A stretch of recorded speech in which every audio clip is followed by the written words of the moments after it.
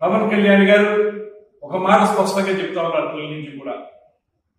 తాను పుట్టినటువంటి కులానికి గౌరవిస్తాను తప్పితే అంత మాత్రం చేత సమాజంలో కులాల మధ్య విభేదాలు ఉండకూడదు అనేటువంటి మాట ఇప్పుడు చెప్తా ఉన్నారు. సమాజ హితం కోరుకునేటువంటి వ్యక్తి పవన్ కళ్యాణ్ గారు. అందుకే ఇవాళ ఆయన ఏం చెప్పినా కులాల చట్టంలో ఆయన విడిపోకూడదు, అందులో బంధించబడకూడదు అనేటువంటి మాటతోటి ఆయన కార్యక్రమాన్ని నిర్వహించుకుంటూ వస్తున్నారు. అదే ఆయన విస్తృతమైనటువంటి వేదికల మీద కూడా చెప్తున్నారు. దాన్ని తప్పుబట్టి మరి నీకు కులాలు ఎదురైనప్పుడు పిఠాపురంలో ఎందుకు పోటీ చేసేవని ఒక గారు అడుగుతున్నారు. ప్రజాస్వామ్యంలో ఎవరైనా ఎక్కడి నుంచైనా పోటీ చేసేటువంటి అవకాశం ఉంది. మరి ఆ మాటకు వస్తే బి జగన్మోహన్ రెడ్డి గారు పులివెందుల్లోనే ఎందుకు పోటీ చేస్తున్నారు? ఏ రాష్ట్రంలో చాలా నియోజకవర్గాలు ఉన్నాయి కదా, ఇవాళ 135 నియోజకవర్గాలు ఉన్నాయి.